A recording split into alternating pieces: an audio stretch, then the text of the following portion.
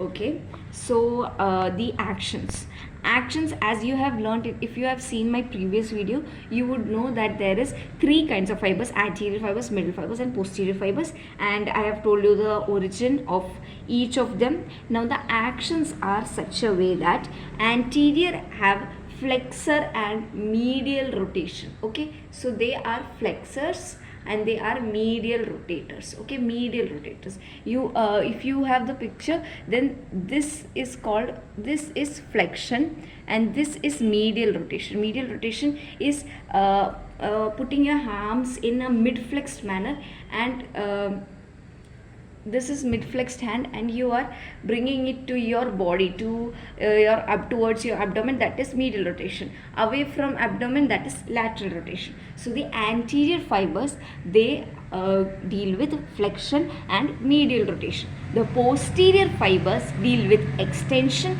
and lateral rotators of arm. So it deals with extension and lateral rotation of the arm. Flexion, and this is the extension. So or you can write like this: anterior fibers are the flexors and medial rotator of arm, or you can write posterior fibers extensor and lateral rotation of arm, or you can write anterior fibers does this action and posterior fibers does this action. Middle fibers does abduction from 15 to 19 degrees Celsius. 15 to 90 degrees Celsius.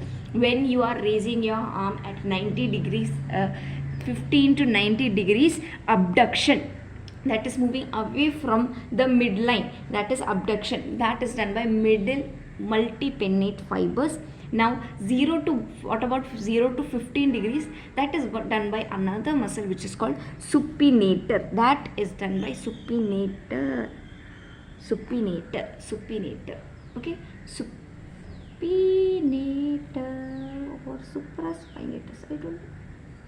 Supraspinatus, okay, supraspinatus. Okay, that is done by another muscle which is called supraspinatus. Okay, and now we are going to the clinical correlation. Usually in this part of the arm where this is rounded contour, okay, this part of the arm, we usually take intramuscular injections. Okay, what do? We take intramuscular injections, especially in kids. Now what the problem here is that the axillary nerve, which is supplying the deltoid muscle and the shoulder joint, it passes through the neck of the humerus. That is the exact location of axillary nerve, and while we are giving this intramuscular injection, this nerve can get injured. So to avoid this injury, we need to take intramuscular injection in a specific location, that is in the lower half of the deltoid. We need to keep your, so for example, suppose if this is your shoulder. Okay, this is how your shoulder is. You need to, and this from here is the hand. Okay, so this is the contour part or attached to the head, and here is your head. This is the part, and this is the contour part.